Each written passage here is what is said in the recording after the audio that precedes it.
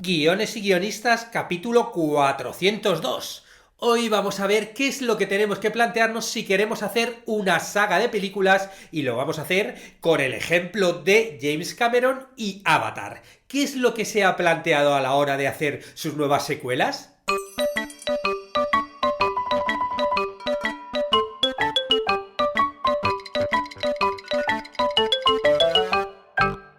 Buenos días a todos, bienvenidos a Guiones y Guionistas, el podcast con el que todos podemos aprender a hacer guiones y en el que el guionista es el rey y la guionista la reina. Yo soy David Esteban Cubero, vuestro anfitrión, y cada semana salimos al aire con dos programas en los que vemos un nuevo elemento, técnica o herramienta para que sepáis más del cósmico mundo de los guionistas y el fantástico arte de los guiones. Muy bien. Hoy nos vamos a plantear cómo podemos afrontar la creación de una saga de películas cuando la primera fue un éxito absoluta. Cosa que, bueno, es algo normal, ¿no? Si se quiere hacer una saga, obviamente es por el éxito de la primera. Si la primera no funcionase, pues no querrían hacer ninguna secuela. El caso es que James Cameron se hizo esa pregunta, ¿no? Cuando empezó a plantear las 3 secuelas nuevas que va a realizar de Avatar, se hizo esa pregunta y llegó a una conclusión. ¿Qué es lo que vamos a ver en el podcast de hoy, no? ¿Qué es lo que le dijo a los guionistas antes de plantearse la historia de estas 3 secuelas, que creo que al final van a ser 4? Pero antes de meternos en faena, como siempre, recordaros que en cursosdeguion.com podéis aprender todo lo necesario para escribir guiones y convertiros en guionistas. Y no solo eso, sino dentro de poco también para poder interactuar entre guionistas, ya que vamos a crear una comunidad. A nivel de los cursos, ahí están, los 70 cursos, poco que decir, más de 500 clases, cualquier cosa que quieras aprender para escribir, encontrarás las respuestas en los cursos que puedes acceder con la suscripción, y dentro de poco vamos a crear esta comunidad que, bueno, mi objetivo ya es esta semana terminar de cerrar el servidor donde se va a encontrar y la semana que viene empezar ya con beta testers de los que ya están suscritos. De tal forma que, bueno, vaya empezando a funcionar y dentro de poco, pues bueno, todos los que queráis entrar, bueno, pues encontréis con la comunidad ya en funcionamiento. Respecto a los cursos, comentaros que en el curso de guión teatral, que es el que estamos subiendo los jueves, hemos puesto una clase nueva, una clase en la que abordamos el concepto de imagen dentro de la dramaturgia y analizamos la posibilidad de la escritura de un texto teatral a partir de imágenes. Os recuerdo que este curso, además, no lo he montado yo, lo ha montado un dramaturgo, Leandro Airaldo, con lo cual, bueno, pues vais a tener nuevos puntos de vista. Y el sábado continuamos con el curso de contratos de guión. Y en esta clase vamos a ver unos ejemplos de contratos reales, ¿no? Vamos a ver algunos de los anexos que se incluyen en este tipo de documentos.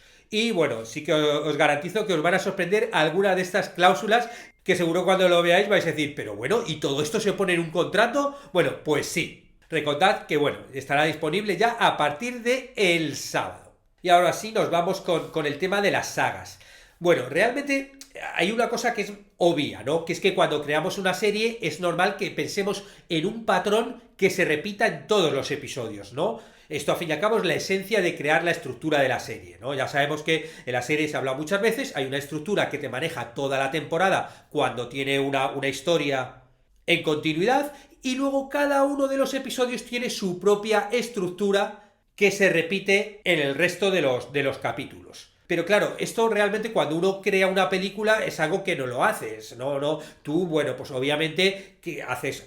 Te preocupas solamente en crear la estructura de ese único producto, ¿no? De la película, ¿no? Y que eso funcione. Y por eso precisamente me parece muy inteligente la opción que ha tomado James Cameron para crear las secuelas de su éxito Avatar, ¿no? Su mega éxito, la película que más ha recaudado, ¿no? De la historia. Que creo que perdió este rango, pero bueno, luego se ha vuelto a reestrenar y ha vuelto a ganarlo. El caso es que realmente cuando una película funciona y se decide uno crear una saga, es fundamental descubrir el patrón de lo que ha funcionado.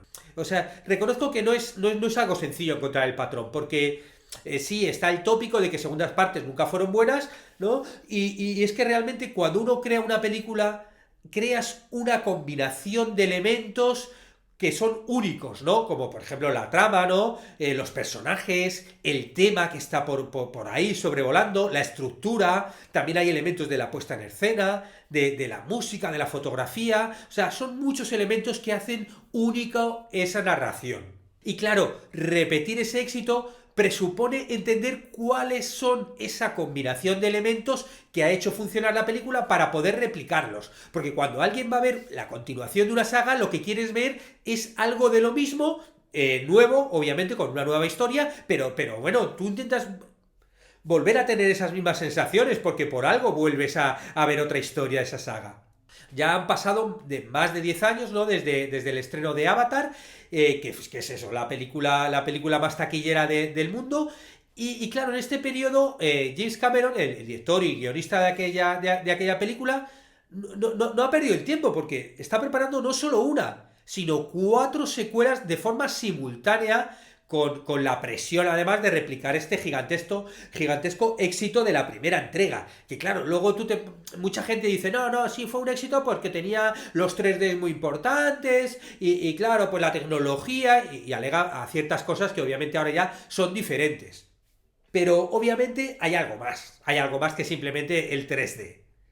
Hace unas semanas James Cameron fue entrevistado en un podcast, el podcast de Marianne Williamson. Os voy a poner un enlace en YouTube para que podáis verlo. Es un podcast, bueno, dura una hora y pico, 1 hora y 20. Está en inglés y bueno, de lo que voy a hablar aquí es a partir de la hora de podcast, por si queréis ir a esta parte más concreta. El caso es que él reveló cómo fue el proceso de escritura para las nuevas películas, ¿no? Cómo está siendo, ¿no?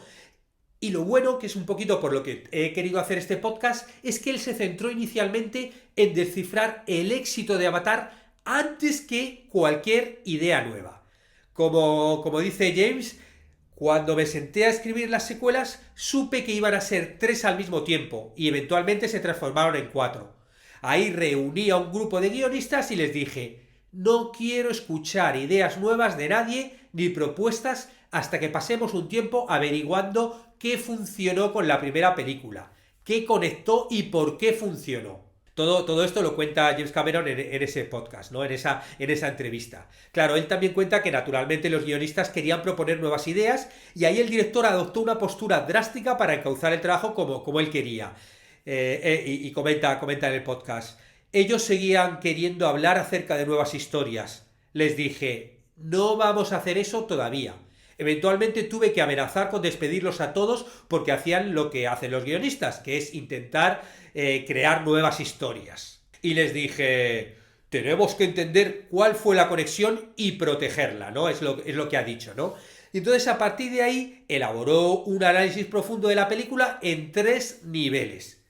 Vamos a ver estos 3 niveles de Avatar, a la conclusión a la que ellos llegaron. Esto luego, obviamente, tú si estás escuchando esto te puede ayudar a escribir una historia, ¿no? Es difícil, no creo que estés escuchando esto si ya tienes un mega éxito y estás pensando hacer una saga. Pero bueno, en cualquier caso también lo podemos utilizar si estamos planteando una serie, ¿no? A la hora de crear el patrón y luego poder repetirlo. Incluso si tienes un proyecto de serie a la hora de plantear una segunda temporada. O sea, aquí lo que importa es que nos entendamos lo que son los conceptos para luego poder replicarlos cada uno en su caso particular. Nos vamos con los 3 niveles de Avatar. El primer nivel al que llegaron es el nivel de la trama, ¿no? El del argumento, que al fin y al cabo un poco es el más lógico. Y bueno, como han apuntado muchos críticos, Avatar bebe de algunas historias como Pocahontas o Bailando con Lobos, ¿no? Que son tramas donde, bueno, un colonizador se adentra en el mundo de los indígenas y se integra con ellos. Voy a recordaros la sinopsis por si acaso no la recordáis. Año 2154. Jake Sully, un ex marine condenado a vivir en una silla de ruedas, sigue siendo a pesar de ello un auténtico guerrero. Precisamente por ello ha sido designado para ir a Pandora, donde algunas empresas están extrayendo un mineral extraño que podría resolver la crisis energética de la Tierra. Para contrarrestar la toxicidad de la atmósfera de Pandora, se ha creado el programa Avatar, gracias al cual los seres humanos mantienen sus conciencias unidas a un avatar, que es un cuerpo biológico controlado de forma remota que puede sobrevivir en el aire letal. Estos cuerpos han sido creados con ADN humano, mezclado con ADN de los nativos de Pandora, los Na'vi. Convertido en avatar, Jake puede caminar otra vez. Su misión consiste en infiltrarse entre los Na'vi, que se han convertido en el mayor obstáculo para la atracción del mineral.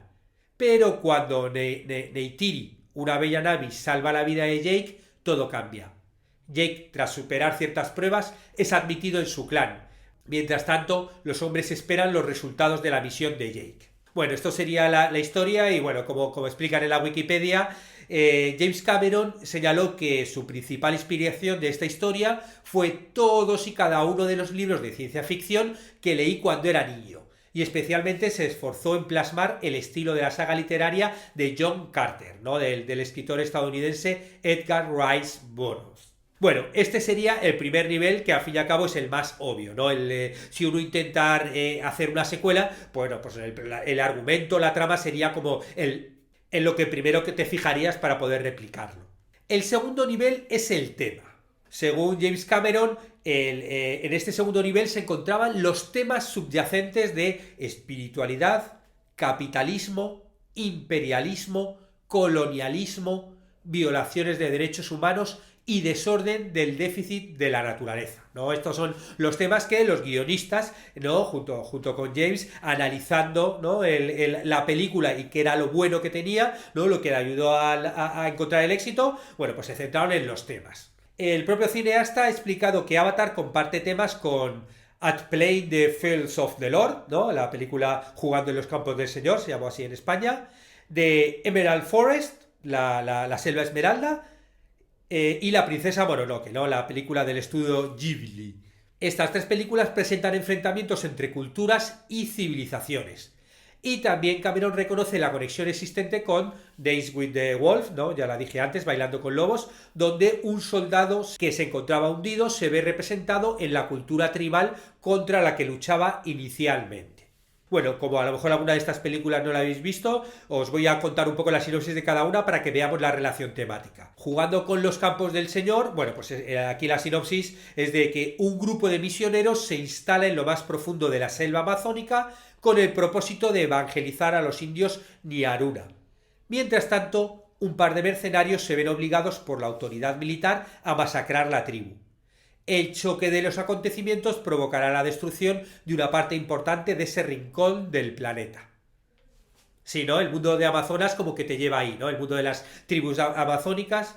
Y luego el punto este de los misioneros, ¿no? Gente que va a contrastar con los mercenarios, ¿no? Los mercenarios y los misioneros como distintos elementos que se meten en ese mundo indígena. La Selva Esmeralda es una película del año 1985 dirigida por John Boorman, presuntamente basada en hechos reales, y que se sitúa también en la Amazona brasileña. La película es considerada un clásico del ecologismo y la defensa de la vida indígena, mostrando numerosas escenas de la vida de las tribus amazónicas, desde la caza hasta el rito de paso a la edad adulta y el matrimonio. Y la honestidad del posicionamiento que hizo Boorman, el director, y el guionista, Rospo Pallenberg, se plasma en un factor inusual como es el rodaje mayoritario no en inglés, a pesar de los actores, sino en el lenguaje de los indígenas. Este factor otorga cierta legitimidad a su acercamiento a las costumbres del buen salvaje que encuentra en los hombres invisibles, esas tribus, ¿no? A quienes retrata con la misma admiración antropológica con la que captura la selva poderosa, paternal y terrible. Muy bueno esto del idioma porque, claro, realmente James Cameron, cuando creó el guión, tuvo que crear todo este mundo Na'vi, creó una nueva lengua, la lengua de los Na'vi, junto con algunos lingüistas, ¿no? Y se ve mucho Na'vi ahí, ¿no? Hay mucho lengua, y claro, esto también es lo que te transmite un poco meterte en esa inmersión en ese mundo. La otra película de la que habló, La Princesa Mononoke, bueno, esta yo la vi precisamente hace poco, porque bueno, estamos como viendo todas las películas del estudio Ghibli aquí en casa con Bruno, con mi hijo, y bueno, esta la verdad es que es bastante cañera, ¿no? Porque Bruno tiene 6 años y tiene un punto como muy violento, pero bueno, a él le encantó. Y es una película de animación japonesa, escrita y dirigida por Hayao Miyazaki, y estrenada ya en el año 1997. Si os fijáis, son todas películas ya con bastantes años. Esta película está ambientada en un Japón del período Muromachi y se centra en la lucha entre los guardianes sobrenaturales de un bosque y los humanos que profanan sus recursos. Y todo visto por el forastero Ashitaka. En realidad, Mononoke no es un nombre, sino una descripción que puede ser traducida en este contexto como espíritu vengador, por lo que el título de la película literalmente podría traducirse como La princesa de los espíritus vengadores. Otra vez vemos esta pelea, ¿no?, entre los que intentan ser guardianes del bosque y los humanos que los profanan por sus recursos. Es un poco el tema de la película. Y luego está también Bailando con lobos, que os leo la sinopsis por si acaso no la visteis. Tras la guerra de secesión y en plena colonización del oeste, el desencantado teniente John Dunbar se dirige a un lejano puesto fronterizo que ha sido abandonado por los soldados. Su soledad lo impulsa a entrar en contacto con los indios Sioux. Así es como conoce a En pie con el puño en alto, que es una mujer blanca que fue adoptada por la tribu cuando era niña. Poco a poco, entre Dunbar y los Sioux se establece una relación de respeto y admiración mutua, ¿no? Otra gran película, ¿no? Bailando con lobos, donde el protagonista, bueno, pues acaba viviendo con los indios, bueno, y casándose con la propia India. Y el tercer nivel es el de las sensaciones. Este es el nivel que a mí me parece muy interesante y por eso me gustaría resaltarlo, ¿no? Porque los otros dos son más o menos obvios, ¿no? El nivel del argumento, de la trama y el nivel del tema, bueno, eso sería obviamente lo primero que veríamos. Pero este tercer nivel tiene que ver con el 3D, porque uno de los grandes éxitos que tiene Avatar fue obviamente ese visionado en 3D, ese mundo que crearon, esa tecnología, ¿no? Y esas capacidades sensitivas que te transmite el 3D, ¿no? Y claro, la conclusión que llegaron los guionistas junto con James Cameron es que identificaron un estado como de ensueño que comunicaba ideas sensoriales como volar, libertad y el contacto con la naturaleza. Claro, y esto es otro de los grandes esencias, de los grandes éxitos de Avatar. Claro, yo leyendo todo esto, es verdad que yo recuerdo cuando la vi en 3D, esa sensación de estar como flotando en un mundo extraño, y a mí realmente me recordó, bueno, la única vez que yo he hecho buceo con botella, ¿no? Que te pones ahí tus botellitas respirando oxígeno y que, bueno, pues bajé a 10-12 metros. Bueno, yo estaba en Australia, ¿no? En la impresionante barrera de coral. Yo reconozco que tampoco es algo que quería hacer, pero bueno, estaba con los amigos, nos fuimos en barco y dije, bueno, ya que estoy aquí una vez en mi vida, pues voy a hacerlo porque, vamos, este sitio es alucinante y, vamos, me arrepentiría toda mi vida si no lo hiciera, ¿no? El caso es que hicimos el curso y lo que recuerdo ahora con los años, esto fue, bueno, pues mira, creo que fue el 2009 cuando hicieron Avatar. Lo que recuerdo con los años no son tanto los corales de colores, los peces, sino la sensación de estar flotando bajo el agua. Esto de que te das la vuelta flotando, ves los peces pasando para un lado, para otro, y tú, claro, como estás respirando oxígeno, pues no tienes esa prisa de que bajas y subes, sino que puedes realmente disfrutar y flotar de esa sensación, ¿no? Relajado, con peces alrededor. Bueno, que me imagino que también será parecida a la de los astronautas, ¿no? Cuando están en un entorno sin gravedad. Bueno, pues toda esa sensación yo también la tuve cuando vi Avatar, ¿no? Que gracias al 3D y a la película, ¿no? A las imágenes y toda la recreación que hicieron. Claro, es utilizar algo más que los sentidos como el oído y la vista, que son normalmente los que utilizamos cuando vemos una película, ¿no? Y claro, como comenta Cameron, tienen que encontrar historias que le ayuden a volver a transmitir esas sensaciones si quieren acercarse con las nuevas secuelas a lo que se consiguió en la primera. Y como cuenta en este podcast James Cameron, crearon y rechazaron muchas historias para la segunda y tercera película porque no les llevaban a esa sensación transportadora como de soñar con los ojos abiertos. Y bueno, pues al final como que han encontrado esa especie de fórmula del éxito y van a empezar a replicarlas. La primera de las secuelas llegará al cine el 16 de diciembre del año que viene, del 2022. Pero como aprendizaje de todo este podcast yo creo que es, si vais a crear una serie, si habéis hecho un corto y queréis replicarlo haciendo una secuela, bueno, algo que tenga que ver, ¿no?, con un producto anterior, primero dedicaros a analizar qué es lo que funcionó a todos los niveles que podáis para poder replicarlo. Bueno, y después de estas reflexiones terminamos el podcast de hoy. Si os ha sido útil, pues mira, agradecería comentarios, valoraciones en iTunes, iVoox, YouTube, Spotify o que lo compartáis por redes sociales.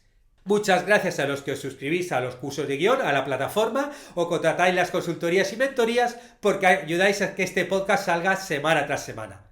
Estaremos juntos los martes y jueves con nuevas técnicas, estrategias y análisis para que aprendamos entre todos a ser mejores guionistas. ¡Hasta pronto!